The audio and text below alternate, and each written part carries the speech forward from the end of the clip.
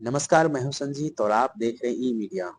इस वक्त मैं मौजूद हूं बिहार सत्याग्रह आश्रम के उसी ग्राउंड में, अ, जहां पर चलते चलते हमारे साथ एक नेवी से रिटायर्ड नौजवान, नौसेना से रिटायर्ड नौजवान मिल गए। और इनकी इच्छा है कि मैं देश की सेवा अब तक किया हूं, लेकिन हमारे समाज में बहुत सारी बुराइयां हैं। अब मैं चाहता हूं कि अपने समाज की सेवा करूं, अपने भाई बंधु इन सब की सेवा करूं, समाज की सेवा करूं। लेकिन कुछ चीज़ों में इनकी अपनी भी एक समस्या है, जिस पर हम बाद में चर्चा करेंगे।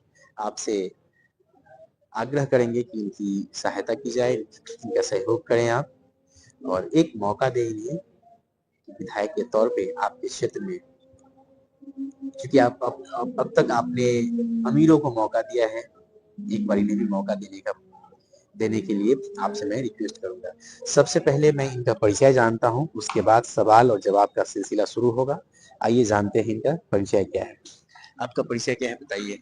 सबसे पहले आपको जय हिंद। जय। मेरा नाम रोहित राय हुआ। मैं भारतीय नौसेना से 31 जनवरी 2024 को रिटायर हुआ हूँ। सबसे पहले मैंने आपको नमस्कार नहीं बोला, प्रणाम नहीं बोला, मैंने जय हिंद बोला। हम फौज की एक छोटी सी घटना बताते हैं कि जब हम एक दूसरे से मिलते हैं तो सामने वाला जय हिंद बोलता है, तो वापस में जवाब मिलता है जय हिंद। फिर हम एक दूसरे के साथ हो लेते हैं। उसका मकसद ये होता है कि जय हिंद आप कहते हैं तो इसका मतलब होता है हिंदुस्तान की जय, और सामने वाले को आप जय हिंद बोलते हैं, इसका मतलब सामने वाले को पहले बोलते हैं हिंदुस्तान की जय, और उधर से आवाज आता है हिंदुस्तान की जय, मतलब जय हिंद। इसका मतलब आपका भी मकसद वही है, मेरा मकसद भी वही है कि हिंदुस्तान विजयी हो। तो हम एक दूसरे को भाई समझते हैं, ठीक है। तो एक फौजी जब सेवा में आता है और फौजी रिटायर होता है, तो भी वो दिमागी रूप से फौजी ही होता है, क्योंकि इंग्लिश में कोट्स है, once a soldier always a soldier. तो जब हम सर्विस के दौरान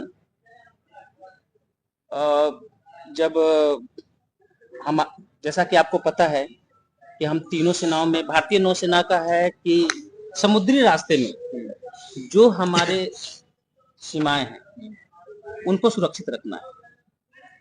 तो हम उन सीमाओं की रक्षा करते हैं जिस जगह पे हम दोबारा नहीं जा पाएंगे सेवानिवृत्त होने के बाद, और उसके लिए हम जान की बाजी तक लगाते हैं, इस भावना के साथ कि ये मेरे देश की जमीन है, दुश्मनों को 1 इंच भी मैं इस पे कब्जा नहीं करने दूंगा।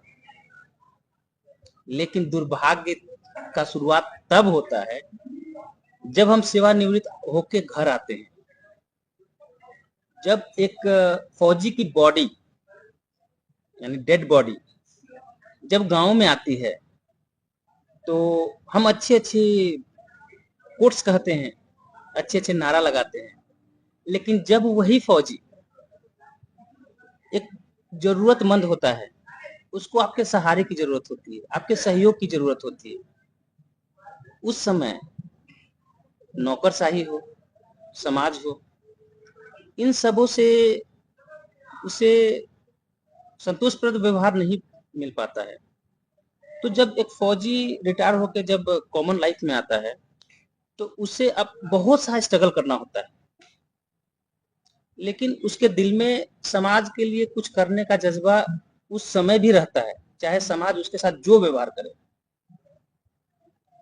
तो जब मैं सेवा के दौरान बहुत लोग, बिहार के बहुत लोगों से जब मैं मिला, और एक छोटी सी घटना बताता हूँ मैं आपको कि मैं एक बार ट्रेन में जा रहा था, गलती से थर्ड एसी में मेरा हुआ नहीं था, तो हमने एमसी कोटा से स्लीपर में कहा कि मुझे डाउनग्रेड करके एक सीट दे दीजिए।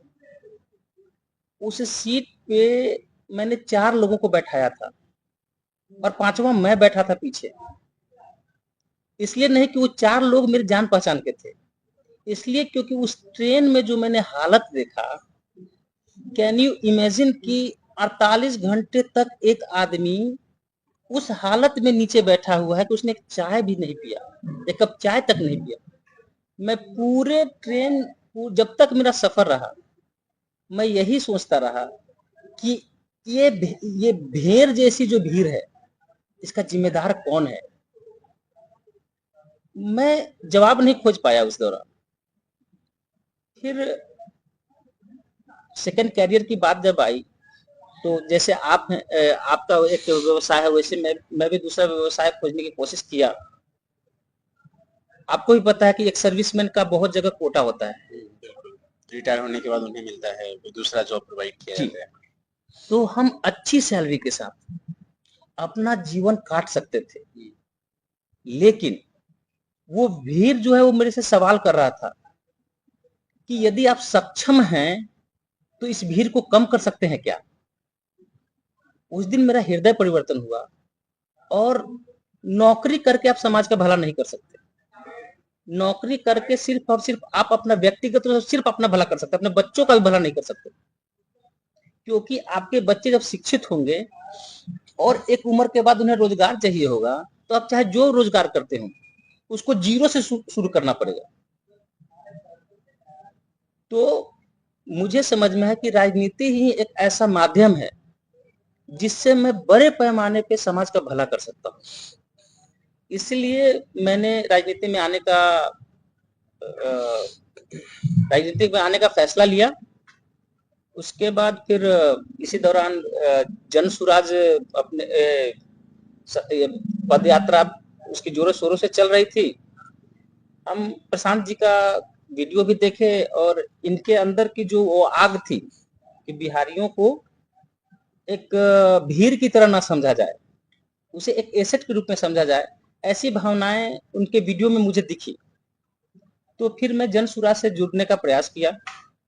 मैं सोनपुर विधानसभा जो 122 नंबर है, सारण जिले में पड़ता है, वहां से प्रत्याशी बनने का हमने आवेदन भी किया है।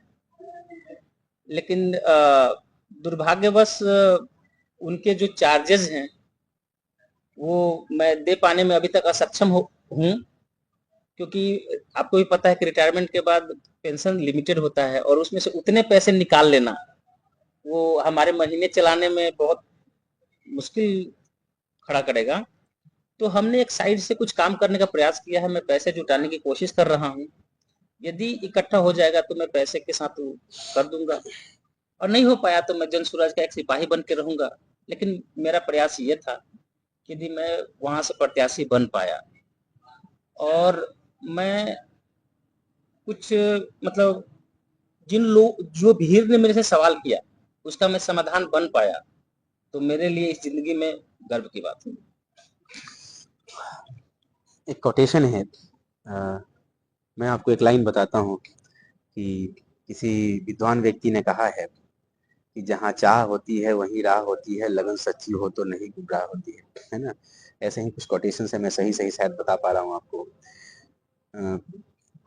दूसरी बात यह भी है कि आपका प्रयास जो है ये है कि आप वहाँ से प्रत्याशी बने। एक सिपाही के तौर पे अगर आप सेवा करेंगे तो एक दो चार लोगों की सेवा कर पाएंगे, 10 लोगों की सेवा कर पाएंगे। एक सिपाही सिपाही ही होता है। अगर आप प्रत्याशी के तौर पे करेंगे तो हजारों लोगों की सेवा कर पाएंगे। तीसरी तरफ ये भी है कि समाज के अंदर आपका